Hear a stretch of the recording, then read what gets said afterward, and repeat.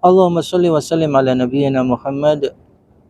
Wanita yang pertama dinikahi Nabi SAW adalah Khadijah binti Khuwailid.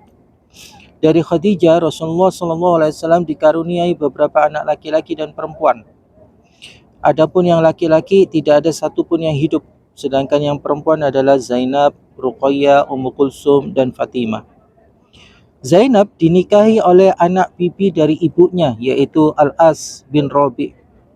Sedangkan Ruqayyah dan Ummu Kulsum dinikahi oleh Utsman satu demi satu, dan Fatimah dinikahi oleh Ali bin Abi Thalib. Fatimah dan Ali bin Abi Thalib dikaruniai anak bernama Hasan, Husain, Zainab, dan Ummu Kulsum. Beberapa hari setelah meninggalnya Khadijah, Rasulullah SAW menikah dengan Saudah binti Zam'ah.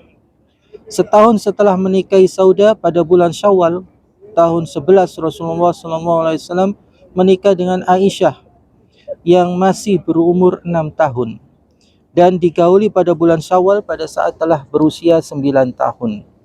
Aisyah adalah satu-satunya gadis perawan yang dinikahi Rasulullah SAW. Aisyah radhiyallahu anha adalah orang yang paling dicintai Rasulullah dan merupakan wanita yang paling faham tentang agama dan paling berilmu di antara wanita-wanita umat Islam. Kemudian pada tahun ketiga Hijriah, Rasulullah SAW menikah dengan Hafsah binti Umar bin Al-Khattab. Kemudian pada tahun keempat Hijriah, Rasulullah menikah dengan Zainab binti Huzaimah, dijuluki dengan ibunya orang-orang miskin karena kemurahan dan kasih sayangnya terhadap orang-orang miskin.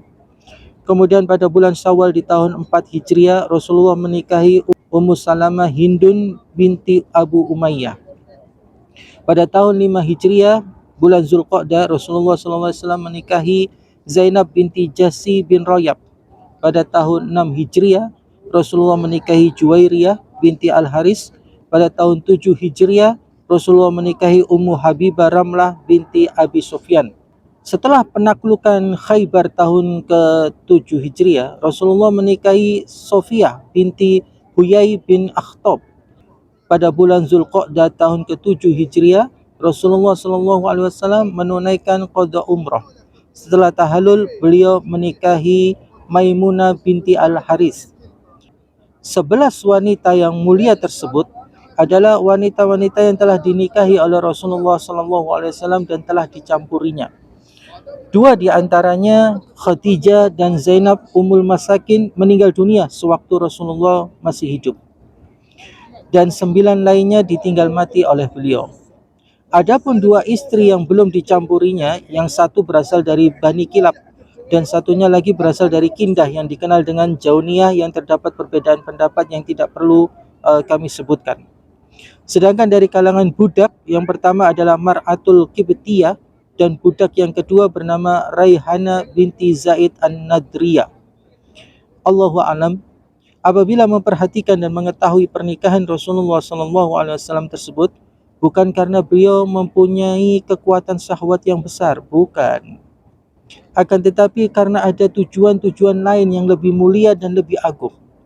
Sikap Rasulullah SAW menjadikan Abu Bakar dan Umar bin Al-Khattab sebagai mertua dengan menikahi Aisyah dan Hafsah untuk memperkuat hubungan beliau untuk menjalani masa-masa krisis dalam perjuangan Islam.